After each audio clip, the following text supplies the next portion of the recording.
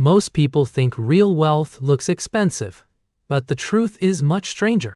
You can afford the upgrade, and that is exactly where the danger begins. Adrian could buy it tomorrow without panic. Then, someone asked Adrian what he was really buying with that monthly payment. The answer had nothing to do with leather seats, polished screens, or status. Every upgrade quietly charges your future. That charge can steal freedom before you even realize what changed. And Adrian was about to discover why the quietest financial choices can matter most. The real danger was becoming normal. That is where wealthy people can become trapped without ever feeling reckless or irresponsible. Adrian was about to make a decision nobody around him understood. Level 1. The upgrade that never happened. Adrian sat inside a luxury car while Ethan explained the monthly payment with practiced confidence. The payment was affordable, almost comfortably affordable, and that made walking away much harder emotionally. He pictured the attention and imagined finally having arrived.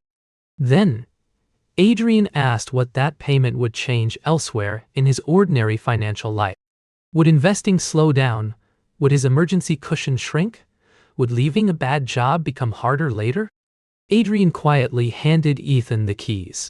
6 months later, nobody remembered the car, but Adrian remembered keeping his options open. That was the first lesson. The question is not whether you can pay. Level 2. The lifestyle trap. Restraint feels completely different once you can afford almost everything around you. Each purchase feels reasonable alone, yet together they quietly redefine what normal costs every single month. Raises invite upgrades almost automatically. Each purchase feels reasonable alone, yet together they quietly redefine what normal costs across an entire lifestyle. That is how lifestyle inflation wins without ever looking reckless. Your income rises, and your fixed expenses quietly follow. The dangerous question becomes, what do people at my level usually buy to prove they belong?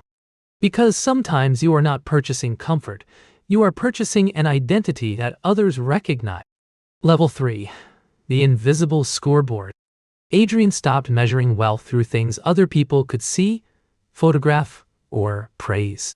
He started asking how long he could survive without income and how quickly he could leave a bad situation.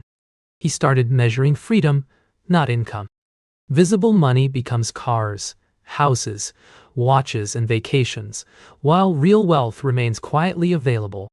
Actual wealth is money that can absorb uncertainty, protect choices, and create breathing room. That is why optionality looks boring from the outside.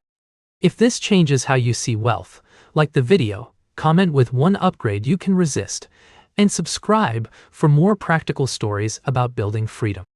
Adrian admired people whose expenses stayed low enough to keep their careers flexible, brave, and independent. Level 4. Freedom has no logo.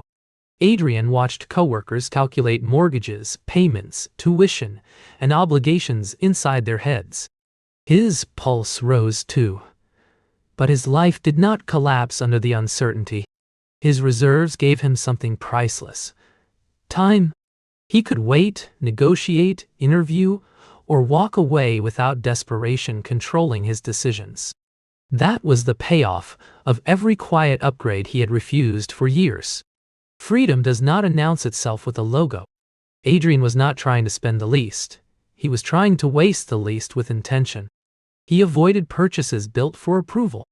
Level 5. The almost nothing list. But he spent generously on health, relationships, useful tools, meaningful experiences, and productive assets that improved daily life. The goal was not deprivation, because a wealthy life asks what is genuinely worth paying for over time. Debt becomes dangerous when status needs financing. Marcus was not a villain. He simply measured success through visible upgrades, while Adrian measured it through options. Level 6. The friend who thinks you are losing. Marcus feared Adrian was saving too much. Marcus upgraded quickly after every bonus, while Adrian kept his lifestyle deliberately boring and financially flexible.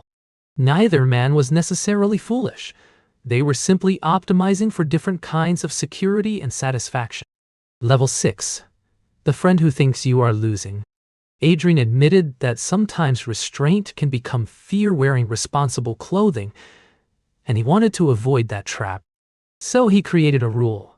Never spend to impress people you barely like, and never save to avoid a life you genuinely want. That distinction changed the conversation. Years passed, and the things Adrian skipped became more valuable than the things he almost bought during those years.